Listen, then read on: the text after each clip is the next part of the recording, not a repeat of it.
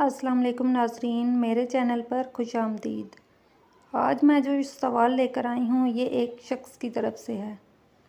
सवाल ये है कि मैंने आज तक बचपन से लेकर अब तक जो भी दुआ मांगी है कभी भी कबूल नहीं हुई। मैं वजीफ़े करूँ या रुक कर दुआ करूँ, अल्लाह पाक मेरी तरफ निगाह करम करते ही नहीं हैं। बराह करम रहनुमाई फरमाएँ। तो इस सवाल का जवाब उल्मा जो देते हैं वो कुछ इस तरह से है। वो लिखते हैं कि आपने बहुत ही नामुनासिब बात लिखी है कि नाउज़ बिल्ला अल्लाह ताला नज़र करम करते ही नहीं हैं। तौबा इस्तग़फ़ार करना चाहिए। अल्लाह ताला की तरफ से हमा वक्त बेशुमार नेमतें हमारे ऊपर बरसती रहती हैं। हमको शुक्रगुज़ार बंदा बनना चाहिए। ऐसा लगता है कि आप दुआ की हकीकत नहीं समझे हुए हैं और दुआ जिस तरह मांगनी चाहिए इस तरह नहीं मांगते हैं। हकीमुल उम्मत हज़रत मौलाना अशरफ अली थानवी लिखते हैं, दुआ की हकीकत अल्लाह ताला के दरबार में दरख्वास्त पेश करना है। जिस तरह हाकिम के यहाँ दरख्वास्त देते हैं, कम से कम दुआ उस तरह तो करना चाहिए कि दरख्वास्त देने के वक्त आंखें भी उसी तरफ लगी होती हैं, दिल भी हमतन उधर ही होता है, सूरत भी आजिज़ों की सी बनाते हैं। अगर ज़ुबानी कुछ अर्ज़ करना होता है तो कैसे अदब से गुफ्तगू करते हैं और अपनी अर्ज़ी मंजूर होने के लिए पूरा ज़ोर लगाते हैं और इसका यकीन दिलाने की पूरी कोशिश करते हैं कि हमको आपसे पूरी उम्मीद है कि हमारी दरख्वास्त पर पूरी तवज्जो फरमाई जाएगी।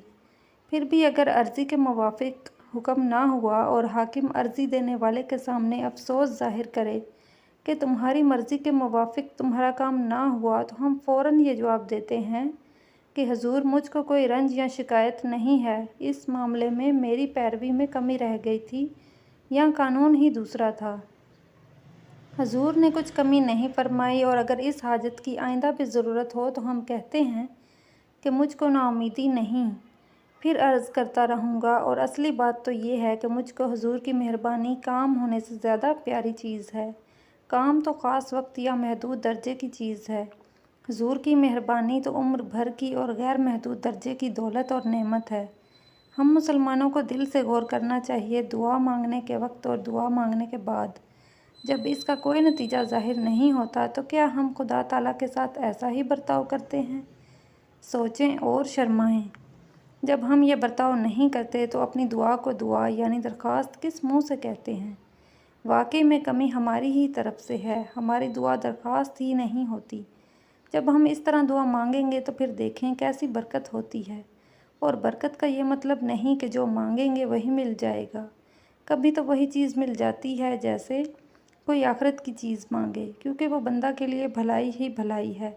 अलबत्ता इसमें ईमान और अताअत शर्त है, क्योंकि वहाँ की चीज़ें कानूनन उसी शख्स को मिल सकती हैं और कभी वो चीज़ मांगी हुई नहीं मिलती। जैसे कोई दुनिया की चीज़ें मांगे, क्योंकि वो बंदा के लिए कभी भलाई है कभी बुराई। जब अल्लाह ताला के नज़दीक भलाई होती है इसको मिल जाती है और जब बुराई होती है तो नहीं मिलती। जैसे बाप बच्चे को पैसे मांगने पर कभी दे देता है और कभी नहीं देता। जब वो देखता है कि ये इससे ऐसी चीज़ खरीद कर खाएगा जिससे हकीम ने मना कर रखा है, तो बरकत का मतलब ये नहीं है कि वो मांगी हुई चीज़ मिल जाए, बल्कि बरकत का मतलब ये है कि दुआ करने से हक़ ताला की तवज्जो बंदे की तरफ हो जाती है। अगर वो चीज़ भी किसी मसलहत से ना मिले तो दुआ की बरकत से बंदे के दिल में तसल्ली और क़ुव्वत पैदा हो जाती है और परेशानी और कमज़ोरी जाती रहती है।